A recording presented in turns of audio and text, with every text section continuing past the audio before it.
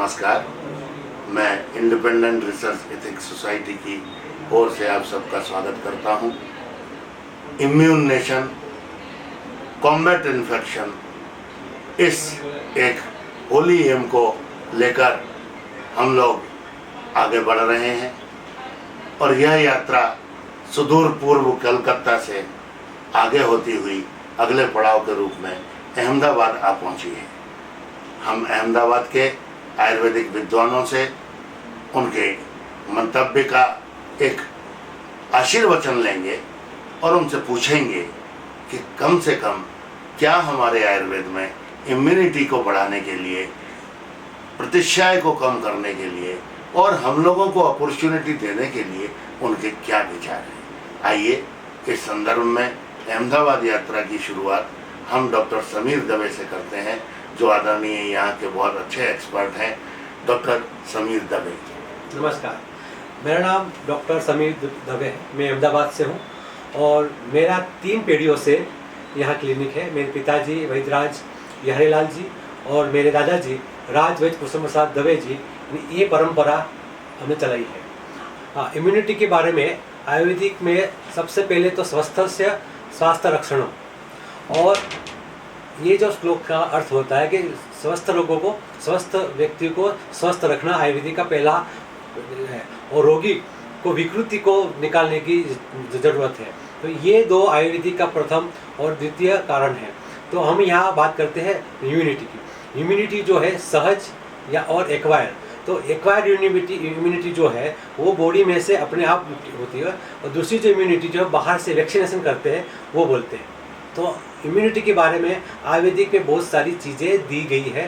तो हम आयुर्वेदिक के हिसाब से दिनचर्या, ऋतुचर्या और जो मेडिसिन जो है, तुलसी है, गलो है, महासुदर्शन चूर्ण जो है और अगस्त अवलय है, ये सब चीज़ों से हमारी इम्यूनिटी को हम बूस्ट कर सकते हैं और आने वाली बीमारियों को हम रोक सकते हैं। इम्यूनिटी की और मतलब कि इम्यूनिटी जो हमको बढ़ाने के लिए और ऋतु के अनुसंधान में इम्यूनिटी पे अलग अलग प्रकार की हमें दिनचर्या होती है, ऋतुचर्या होती है। और इम्यूनिटी के लिए खास कर हमारा पूरा जो प्रोग्राम है खाने पीने का, उसमें ध्यान रखना होता है। डाइट जो हमारा होता है वो भी हमें नेचुरल डाइट में जाना होता है। हमें मांसाहार जो है वो कम कर देना चाहिए, अवॉइड करना चाहिए। ऋतु के अनुसार जो फल मिलता है, जहाँ देश काल के अनुसार जो मिलता है वो खाना चाहिए। ये जो हमारी इम्यूनिटी को जो प्रकृति के अनुसार अलग अलग होती है, वात प्रकृति वाले की अलग होता है, पित्त प्रकृति वाले की अलग होती है और कफ प्रकृति वाले की अलग। तो प्रकृति के अनुसार, स्वभाव के अनुसार, देश के अनुसार और काल के अनुसार हमें अलग अलग चीज़ों का सेवन करना चाहिए। गाय का दूध है, गाय का घी है, तिल का तेल है, ये सब चीज़ों का हमको प्रयोग करना चाहिए। और बाहर की जो फास्ट फूड है, जंक फूड है, पैकेट फूड हो, उसको अवॉइड करना चाहिए। और जो घर का बना हुआ ताज़ा और स्वस्थ जो खुराक है वही खाना चाहिए। ये खाने से हमारी इम्यूनिटी बूस्ट होती है।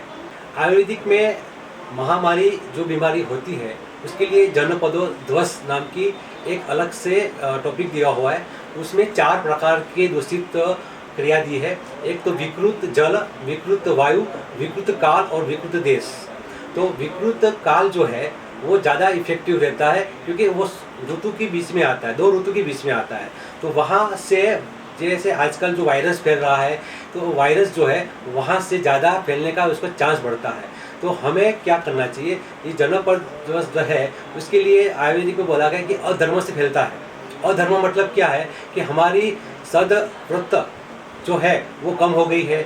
हमारा विचार, आहार विचार और जो रहने कहने जो है वो भ्रष्ट हो चुकी है। हमें खाने पीने में, हमें रहने की जो आदत है वो भ्रष्ट हो चुकी है। वो कम करके ये सब काल के अनुसार हमारे इम्यूनिटी सिस्टम को बढ़ाने के लिए, जनप्रदत्त जो रोगों को मिटाने के लिए हमें पहले ऋतु संधि का प्रयोग करना चाहिए। ऋतु संधि में जो पहले की ऋतु जो है ठंडी की ऋतु थी, अभी गर्मी की ऋतु आ रही है, ये दोनों ऋतु का समन्वय करके हमें आहार और विहार करना चाहिए। और दूसरा जो है कि हमें प्रतिशाम, ये ऋतु में प्रतिशाम होता है, उसमें बुखार भी होता है, सर्दी भी होता है, जुकाम भी होता है, खांसी भी होती है। तो इसको हम आयुर्वेदिक के हिसाब से त्रिभुवन कीर्ति रस, लक्ष्मी विलास रस, सुदर्शन घनवटी और अगस्त्य हरितकी और ये सब चीज़ों को हमें लेके हमारा इम्यूनिटी सिस्टम को बना के और हमारी जो प्रतिशाम जो है मतलब सर्दी जुकाम जो है उसको बंद मतलब कम करके इसको हम क्योर कर सकते हैं। तो ये दवा आयुर्वेदिक में उपलब्ध है, वर्षों से हम ले रहे हैं। हम 5000 साल से आयुर्वेदिक का ये आज जो ये जो महामारी आई है, इससे पहले कई बार भी महामारी आई होगी, लेकिन आयुर्वेदिक से सबने कंट्रोल किया था उस समय भी, आज भी हम कर सकते हैं।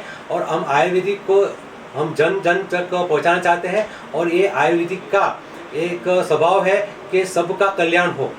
तो ये हमारा यही उद्देश्य है कि आयुर्वेदिक के हिसाब से मतलब कोई साइड इफेक्ट नहीं है। ये त्रिभुवन कीर्ति रस, महासुदर्शन घनवटी है, लक्ष्मी विलास रस है, ये लेने से प्रतिशाम में काम करती है, अपनी इम्यूनिटी सिस्टम भी डेवलप होती है और हमें आने वाली ऋतुओं में भी अच्छा फायदा करेगी। तो ये सबको लेना चाहिए।